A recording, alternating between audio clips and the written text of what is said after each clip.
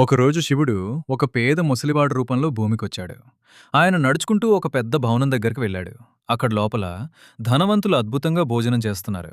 ముసలివాడు కొంచెం తిండిస్తారా అని అడిగాడు.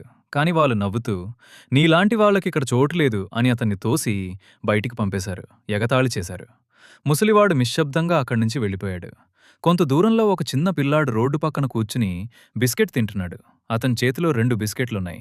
ఆ పిల్లాడు ముసలివాణ్ణి గమనించి ఆకలితో ఉన్నట్టు చూసి వెంటనే పిలిచి, తాతయ్య ఇది తీసుకోండి అని తన దగ్గర ఉన్న మరో బిస్కెట్ ఇచ్చాడు. ముసలివాడు చిరునవ్వుతో ఆ బిస్కెట్ తీసుకుని అతని తలపై చెయ్యి పెట్టి ఆశీర్వదించాడు. ఆ క్షణంలోనే ముసలివాడు మహాదేవుడి రూపంలో కనిపించాడు. పిల్లాడు ఆశ్చర్యపోయాడు. శివుడు ప్రేమగా, నీ మనసు పవిత్రం, నువ్వే నిజమైన భక్తుడు అని చెప్పి అతన్ని తనతో పాటు కైలాసానికి తీసుకెళ్లాడు. కాని శివుడు ఇప్పుడు బాధగా ఉన్నాడు. ఆ పేద పిల్లాడి కోసం మీరింకా లైక్ చేయలేదు. మీకు శివుడు నచ్చితే వెంటనే లైక్ చేయండి, షేర్ చేయండి మరియు కామెంట్లో ఓం నమః శివాయ అని టైప్ చేయండి.